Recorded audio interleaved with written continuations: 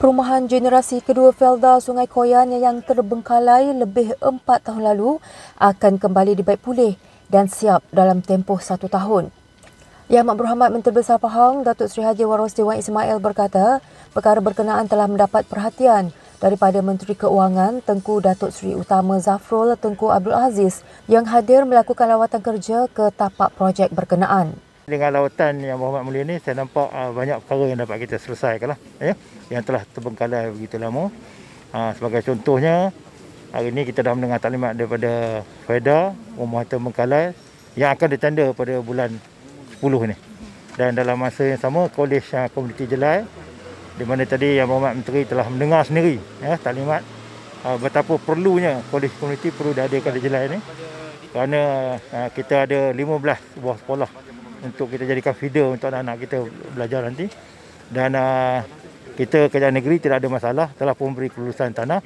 Beliau berkata demikian ketika ditemui pemberita selepas sesi taklimat dan lawatan tapak perumahan projek generasi belia Felda di Felda Sungai Koyan 2 dan taklimat projek Kolej Komuniti Jelai di tapak seluas 4.05 hektar di Tanjung Gahai. Hadirin sama, Timbalan Menteri Keuangan 1 Yang Berhormat Encik Muhammad Shahar Abdullah, Timbalan Menteri 1 Kementerian Pembangunan Luar Bandar Yang Berhormat Datuk Seri Abdul Rahman Muhammad dan Barisan Esko Kerajaan Pahang.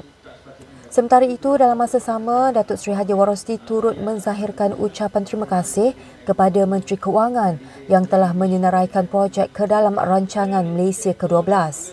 Tidak disenaraikan sebelum ni, tapi dengan lawatan kerja, dengan turun padang, benda yang tak ada boleh diadakan demi untuk rakyat di Pahang dan juga di negara kita. Beliau turut berharap agar projek yang telah dibentangkan ini dapat direalisasikan mengikut tempoh yang telah ditetapkan. Harapan saya ini supaya menjadi kenyataan. Ya? Jadi kita tak nak lah. Sebab rakyat dah tahu. Hari ini ramai orang yang dengar. Esok sampai masa esok orang tanya mana dia kolej komuniti. Kurang-kurangnya kita ada groundbreaking. Nanti Yang Berhormat Menteri Keuangan, Tuan Menteri Keuangan berucap, InsyaAllah akan disebut kolej komuniti Jelai itu ada di dalam perancangan. Sebanyak 240 unit rumah di tapak perumahan generasi belia Felda di Felda Sungai Koyan 2 bakal siap dibaik pulih dalam tempoh setahun, manakala Kolej Komuniti Jelai dianggarkan siap dalam tempoh 2 tahun.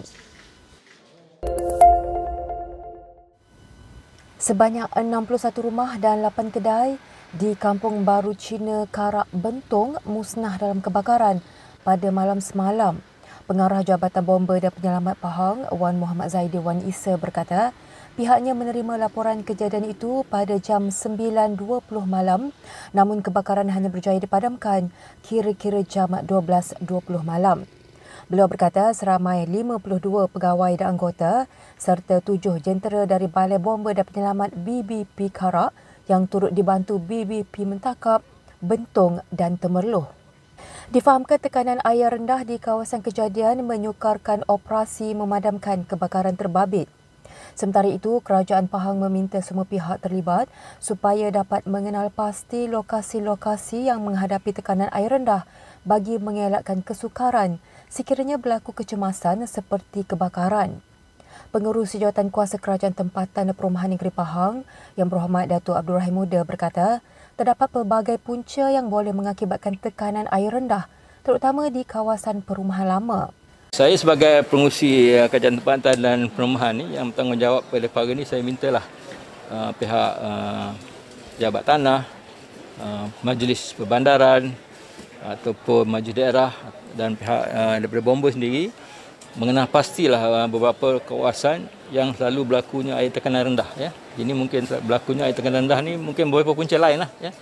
Dan saya minta juga pihak PAIT sendiri untuk memastikan semua kawasan-kawasan yang lama ni perlu dibuat pemeriksaan secara berkala dan lebih kerap lah untuk mengatasi masalah tekanan air yang mungkin berlaku menyebabkan kerja-kerja pemadaman ni akan terganggu.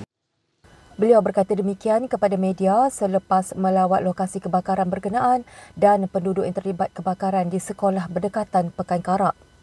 Yang Berhormat Datuk Rahim berkata pihak kerajaan negeri akan menilai kerugian dan mempertimbangkan bantuan yang akan disalurkan kepada semua mangsa terlibat. Beliau turut meminta agar penduduk dan pemilik bangunan supaya dapat memeriksa pendawaian di kediaman dan bangunan masing-masing bagi mengelak litar pintas yang boleh mengakibatkan kebakaran.